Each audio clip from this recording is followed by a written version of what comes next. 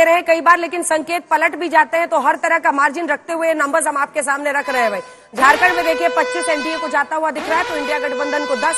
वहीं महाराष्ट्र में 55 सीटों के रुझान के बाद महायुति बहुत बड़ी बढ़त हासिल करती हुई दिखाई दे रही है, जिसमें सबसे बड़ी पार्टी के तौर पर भारतीय जनता पार्टी 36 सीटों पर रुझानों के मुताबिक आगे है।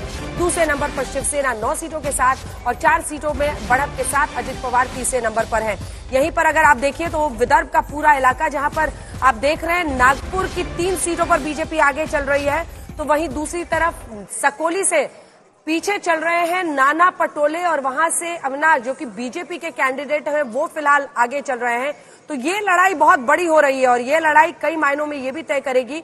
देखिए विदर्भ का पूरा इलाका, साकोली सीट से नाना पटोले है, लेकिन कांग्रेस की बहुत उम्मीदें हैं। यहां पर 35 सीटें ऐसी हैं जहां पर बीजेपी और कांग्रेस का, और यह आप हमारे एक्सपर्ट्स को अब देख रहे हैं जो डेटा एनालिसिस कर रहे हैं।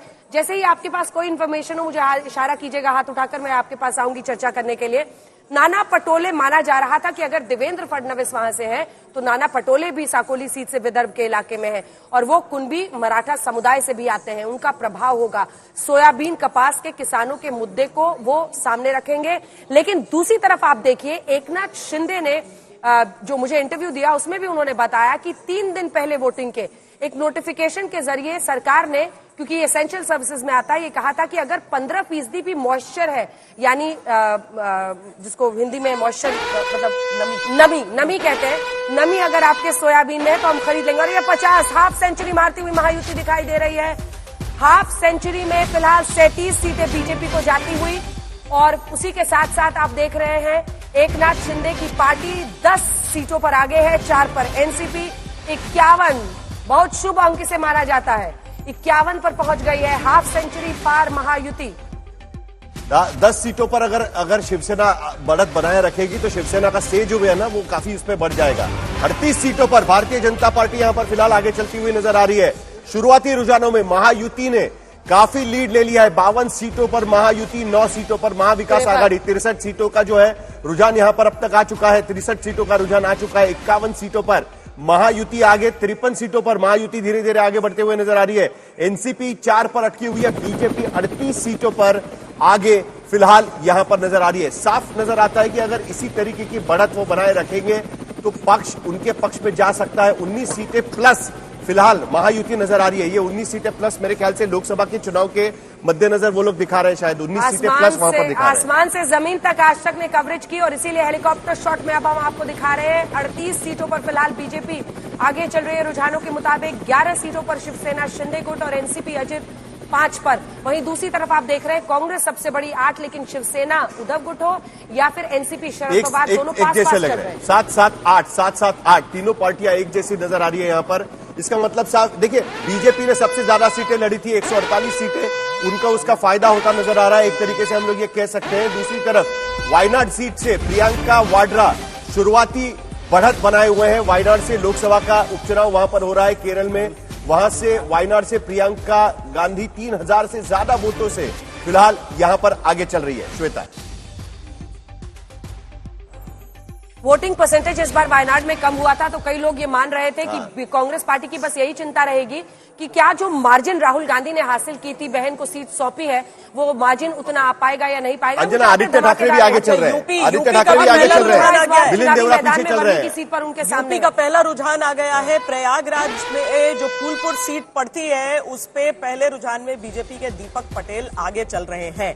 अभी महाराष्ट्र और झारखंड के चुनावों के साथ साथ 9 सीटों पर उपचुनाव उत्तर प्रदेश में, जिसे 2027 का सेमीफाइनल कहा जा रहा है, केवल 9 सीटें हैं। लेकिन चूंकि ये सीधा सीधा मुकाबला समाजवादी पार्टी और बीजेपी के बीच है, इसीलिए इसका एक एक नतीजा सब पर नजर।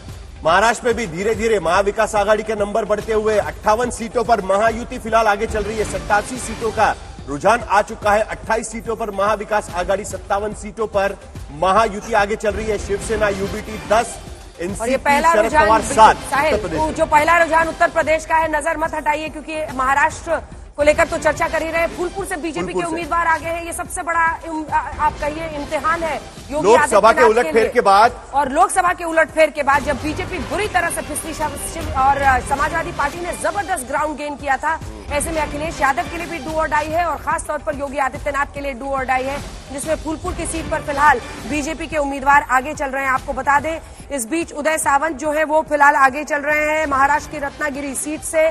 बड़ी खबर इस वक्त हमारे साथ जुड़ रहे हैं आनंद दुबे जी, इस पर 57 सीटों पर, लेकिन अब एमबीए की भी सीटों में इजाफा हो रहा है। 12 सीटों पर उद्धव गुट जुड़ रहा आगे बढ़ा है, तो एनसीपी शरद पवार गुट 7 पर, कांग्रेस 11 पर, और अब उद्धव ठाकरे ने महाविकास अघाड़ी में बढ़त हासिल कर ली है, सबसे ऊपर वो पहुंच गए हैं।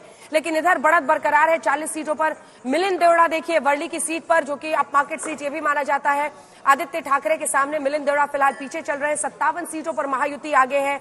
89 सीटों के आसपास का 90 सीटों का आ गया है रुझान, जिसपे 57 सीट 40 पहुंच गई है बीजेपी। दुबे जी मुझे पता है आपकी पहली लाइन यही होगी कि अभी इंतजार कीजिए, लेकिन देखिए आप तो घर में बैठे हैं, मुझे लग रहा है लाल लाल सोफा पर, हम लोग यहाँ पर बैठे हुए हैं, नंबर्स आ रहे हैं तो उसी पर तो एनालिसिस करेंगे। 58 वर्सेस 31, ये क्या इशारा कर रहा है? शुरुआती रुझान पर बोलिए दुबे जी, बोलिए। अंजना जी नमस्ते।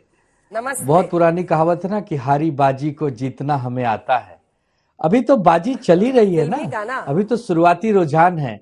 अभी तो एक तरफा दिखा रहे थे रुझान को, लेकिन अब देखिए, अब महाविकास अघाड़ी ने बढ़त ली है, हमारी शिवसेना ने बढ़त ली है।